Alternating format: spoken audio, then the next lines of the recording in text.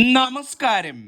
Infinite സ്റ്റോറീസിന്റെ പുതിയൊരു അധ്യായത്തിലേക്ക് എല്ലാവർക്കും സ്വാഗതം. നിങ്ങളുടെ ആരുടെയെങ്കിലും വീട്ടിൽ ഞാൻ ഈ പറയുന്ന ചെടികൾ വീടിൻ്റെ മുറ്റത്തോ അല്ലെങ്കിൽ വീടിനോട് ചേർന്നോ വളർത്തുന്നുണ്ടോ?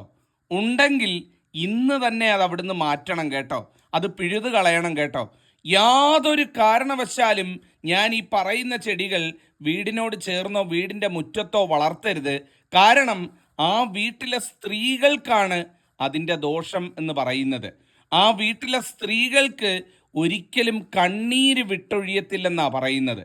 എല്ലാം ഉണ്ടെങ്കിലും ഒരിക്കലും മനസ്സമാധാനമായിട്ട് ആ വീട്ടിൽ ജീവിക്കാൻ പറ്റത്തില്ല.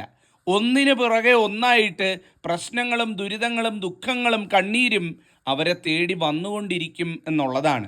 അതുകൊണ്ട് ഈ വീഡിയോ കാണുന്ന എല്ലാവരും, പ്രത്യേകിച്ച് സ്ത്രീകൾ, നിങ്ങളുടെ ആരുടെയെങ്കിലും വീടിനോട് ചേർന്നോ ഞാൻ ഈ പറയുന്ന സ്ഥാനങ്ങളിലോ ഈ ചെടികളോ വൃക്ഷങ്ങളോ വളർത്തുന്നുണ്ട് എന്നുണ്ടെങ്കിൽ അത് അവിടുന്ന് മാറ്റുക. നിങ്ങൾക്ക് നല്ലതേ വരുള്ളൂ. വാസ്തുപരമായിട്ട് നോക്കുമ്പം ഇതിനേക്കാൾ വലിയൊരു ദോഷം വന്നു ചേരാനില്ല. ആ ദോഷം നീക്കാനുള്ള വഴിയാണ് പറഞ്ഞു തരുന്നത്. 10 ചെടികളെ പറ്റിയാണ് പ്രധാനമായിട്ട് ഇവിടെ പറയുന്നത്. നിങ്ങൾ നോക്കുക, ഇതിൽ ഒരെണ്ണമെങ്കിലും വീട്ടിലുണ്ട് എന്നുണ്ടെങ്കിൽ തീർച്ചയായിട്ടും അത് മാറ്റേണ്ടതാണ്. ഒന്നാമത്തേത് എന്ന് പറയുന്നത്, നിങ്ങളുടെ വീടിൻ്റെ വടക്ക് വശം ഉണ്ടല്ലോ, വീടിൻ്റെ വടക്ക് ദിക്കിൽ യാതൊരു കാരണവശാലും കയ്പുള്ള ഫലവർഗ്ഗങ്ങൾ തരുന്ന ഒരു ചെടികളും വളർത്താൻ പാടില്ല എന്നുള്ളതാണ്.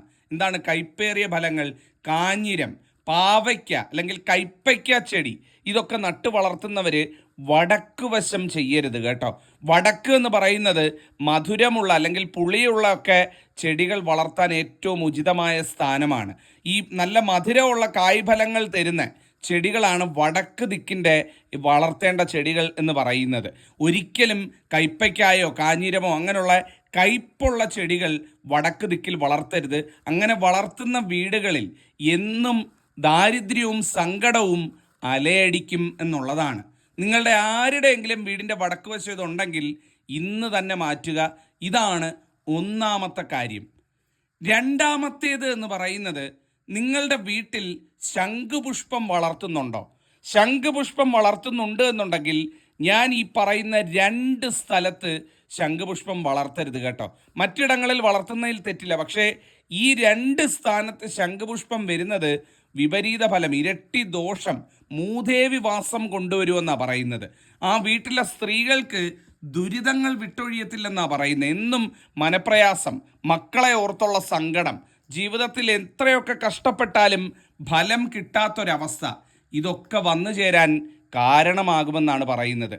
ആ സ്ഥാനമെന്ന് പറയുന്നത് വീടിൻ്റെ അലക്ക് കല്ലിനോട് ചേർന്ന് ഒരിക്കലും ഇത് വളർത്തരുത്. ശംഖുപുഷ്പം വളർത്തരുത്. വളരെ ശ്രദ്ധിക്കേണ്ട സ്ഥലമാണ്. അതുപോലെ തന്നെ നിങ്ങളുടെ വീട്ടിൽ ബാത്റൂമിനോട് ചേർന്നും ശംഖുപുഷ്പം വളർത്തരുത്.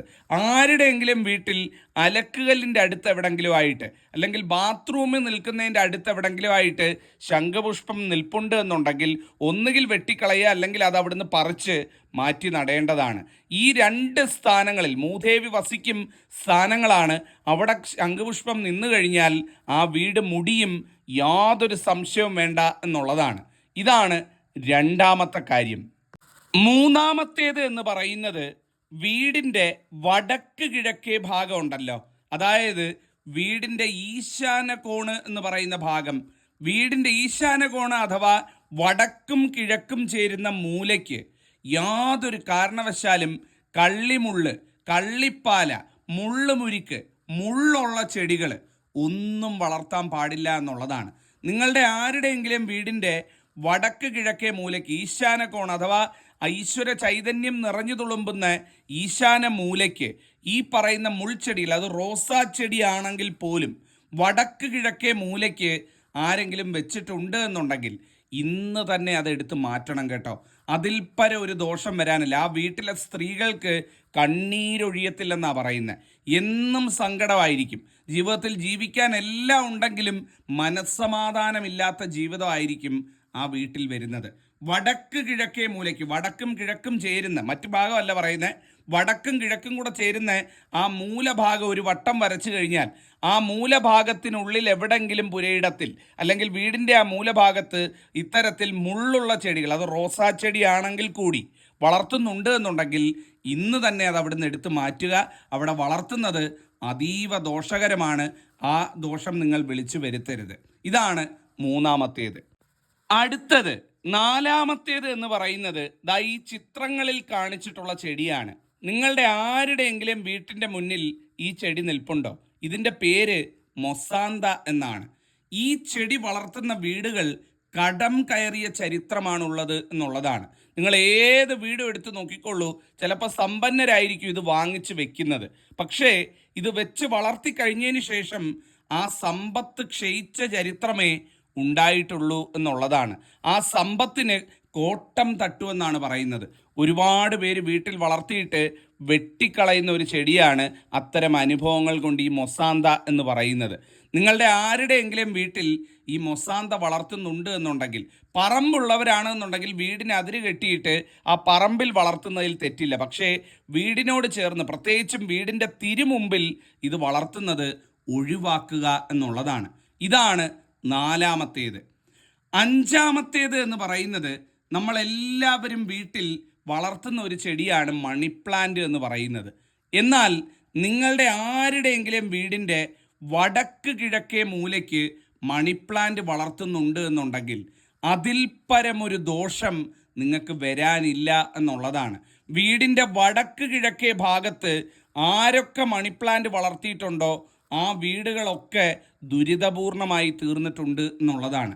മണി പ്ലാന്റ് നമുക്ക് ധനം നൽകുമെന്ന് കരുതി നമ്മൾ വടക്ക് കിഴക്കേ മൂലയ്ക്ക് കൊണ്ടുവന്ന് വയ്ക്കും. പക്ഷേ സംഭവിക്കുന്നത് അത് വിപരീത ഫലമായിരിക്കും ഈ ദിക്കിൽ പ്രദാനം ചെയ്യുക എന്നുള്ളതാണ്. മണി പ്ലാന്റ് എപ്പോഴും തെക്ക് കിഴക്ക്, വീടിൻ്റെ വടക്ക് മധ്യത്തിൽ അല്ലെങ്കിൽ വീടിൻ്റെ പടിഞ്ഞാറ്, ഇവിടൊക്കെ വളർത്തുന്നതാണ് ഏറ്റവും നല്ലത് എന്ന് പറയുന്നത്. വടക്കും കിഴക്കും ചേരുന്ന മൂലഭാഗത്ത് മണി പ്ലാന്റ് ഏത് വീട്ടിൽ വളരുന്നുണ്ടോ ദുരിതപൂർണമായിരിക്കും ആ വീട്. സമ്പത്ത് ക്ഷയിച്ചുകൊണ്ടേയിരിക്കും, വരവിൽ കൂടുതൽ ചെലവായിരിക്കും ഫലം എന്ന് പറയുന്നത്. അപ്പോൾ വടക്ക് കിഴക്കേ മൂലയ്ക്ക് ആരെങ്കിലും മണി പ്ലാന്റ് അറിയാതെ വളർത്തുന്നുണ്ടെങ്കിൽ അതവിടുന്ന് മാറ്റേണ്ടതാണ്. അടുത്തത് വളരെ പ്രധാനപ്പെട്ട ഒരു ചെടിയാണ് ഈ ചിത്രങ്ങളിൽ കാണിച്ചിട്ടുള്ള ഇത്തി എന്ന് പറയുന്നത്. ഒരു വൃക്ഷമാണ് ഇത്തി എന്ന് പറയുന്നത്. ഒരിക്കലും വീടിനോട് ചേർന്ന് വളർത്താൻ പാടില്ലാത്തൊരു വൃക്ഷമാണ് ഈ ഇത്തി എന്ന് പറയുന്നത്.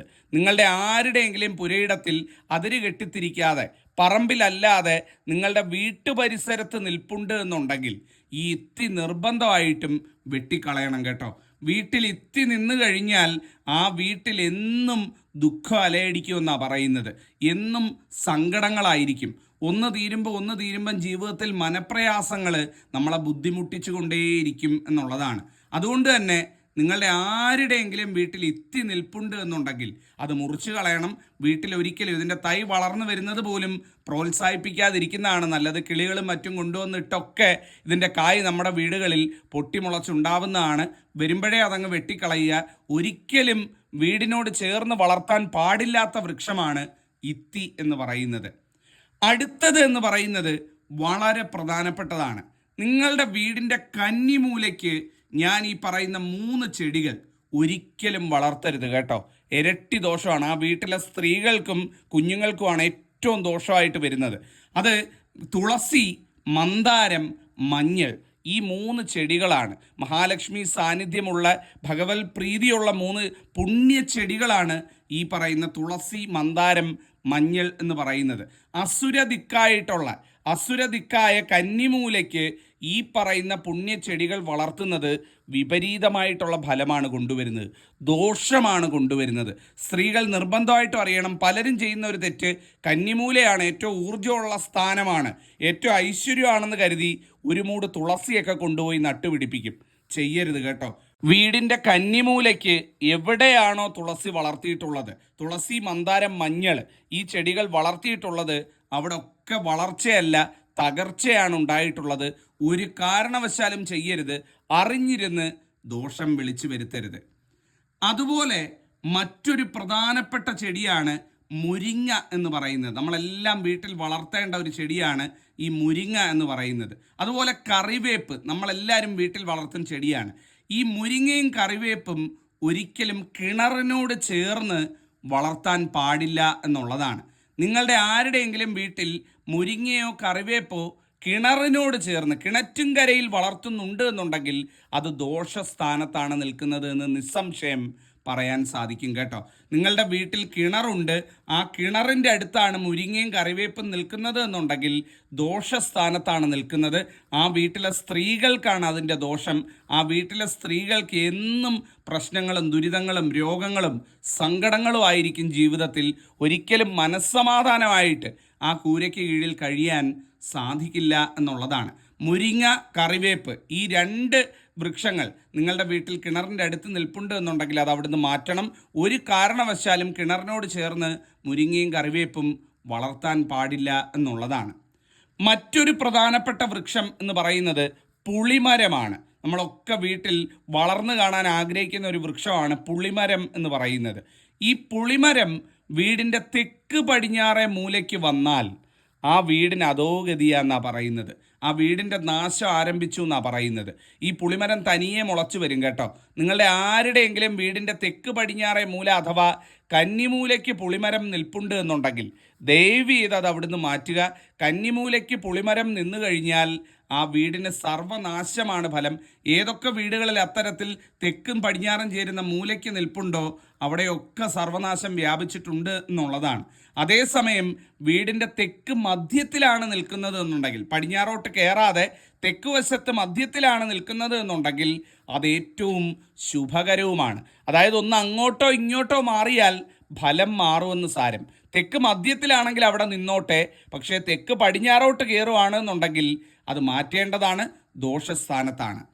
മറ്റൊരു പ്രധാനപ്പെട്ട വൃക്ഷം എന്ന് പറയുന്നത് കടപ്ലാവാണ്.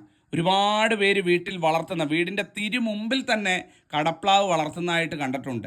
ഇത് പറമ്പുള്ളവർ മാത്രം വളർത്തേണ്ട ഒരു വൃക്ഷമാണ് കേട്ടോ.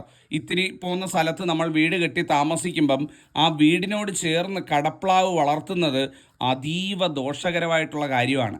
വീടിനോട് ചേർന്ന് കടപ്ലാവ് എവിടൊക്കെ വന്നിട്ടുണ്ടോ ആ വീട്ടിലെ ഗൃഹനാഥനും ഗൃഹനാഥയ്ക്കും ദുരിതമൊഴിഞ്ഞ നേരമില്ല എന്നുള്ളതാണ്. എന്നും കുന്നും ദുരിതമായിരിക്കും, ഒരു ഉയർച്ചയില്ലാത്ത ജീവിതം. ഒന്ന് തീരുമ്പം ജീവിതത്തിൽ പ്രശ്നങ്ങൾ. ഇനി ധനമുള്ളവരാണ് എന്നുണ്ടെങ്കിൽ പോലും സ്വസ്ഥതയില്ലാത്ത ജീവിതമായിരിക്കും. ധനമുണ്ട്, സമ്പത്തുണ്ട്, തലമുറകളായിട്ട് കൈവന്ന സ്വത്തെല്ലാം ഉണ്ട്, ഭയങ്കരമൊക്കെ ആയിരിക്കും. പക്ഷേ ഒരിക്കലും അത് മനസ്സമാധാനമായിട്ട് അനുഭവിക്കാനുള്ളൊരു യോഗം കിട്ടത്തില്ല എന്നുള്ളതാണ്. കഴിയുന്നതും വീടിനോട് ചേർന്ന് കടപ്ലാവ് വളർത്തുന്ന ഒഴിവാക്കുക. നിങ്ങൾക്ക് വളർത്തണമെന്ന് നിർബന്ധമാണെന്നുണ്ടെങ്കിൽ വീടിനതിര് കെട്ടിയിട്ട് പറമ്പിൽ എത്ര വേണമെങ്കിലും വളർത്തിക്കൊള്ളൂ. പക്ഷേ വീടിനോട് ചേർന്ന് വളർത്തരുത്. ഗൃഹനാഥനും ഗൃഹനാഥയ്ക്കും ഒരുപോലെ ദോഷമായിട്ടുള്ള വൃക്ഷമാണ് കടപ്ലാവ് എന്ന് പറയുന്നത്. മറ്റൊരു വൃക്ഷം എന്ന് പറയുന്നത് ഈ ചിത്രങ്ങളിൽ കാണിച്ചിട്ടുള്ള പനയും ആലുമാണ്. ഈ പനയും ആലും എന്ന് പറയുന്നത് ദൈവീകമായിട്ടുള്ള വൃക്ഷങ്ങളാണ്. ക്ഷേത്ര മതിൽക്കെട്ടിൽ വളരേണ്ട വൃക്ഷങ്ങളാണ് പനയും ആലും എന്ന് പറയുന്നത്.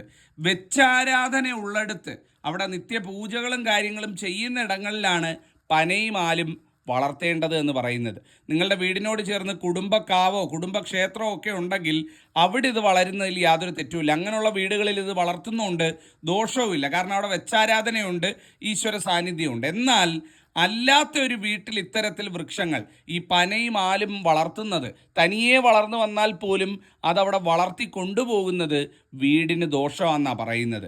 വീടിനെല്ലാം കൊണ്ടും മ്ലാനത വരുമെന്നാണ് പറയുന്നത്. എന്താണ് മ്ലാനത വരിക എന്ന് പറഞ്ഞു കഴിഞ്ഞാൽ എന്നും ഒരു മങ്ങിയ ചിന്താഗതി, ജീവിതത്തിൽ ഒരു ഉയർച്ചയില്ലാത്ത അവസ്ഥ, ജീവിതത്തിൽ എപ്പോഴും ഒരു സങ്കടം മൂടി നിൽക്കുന്ന ഒരവസ്ഥ, ഇതായിരിക്കും ഫലമെന്നാണ് പറയുന്നത്. അപ്പം വീട്ടിൽ പനയോ ആലോ തനിയെ വളർന്നു വന്നാൽ പോലും അത് വീട്ടിൽ നിർത്തരുത്. കിളികളൊക്കെ കൊണ്ടുവന്ന് കായും മറ്റുമൊക്കെ ഇട്ട് തനിയെ ഈ ആലൊക്കെ പൊട്ടിമുളച്ച് വരും. അങ്ങനെയാണെങ്കിൽ പോലും നിർത്തരുത്. അതിൽ പരം ദോഷം വരാനില്ല.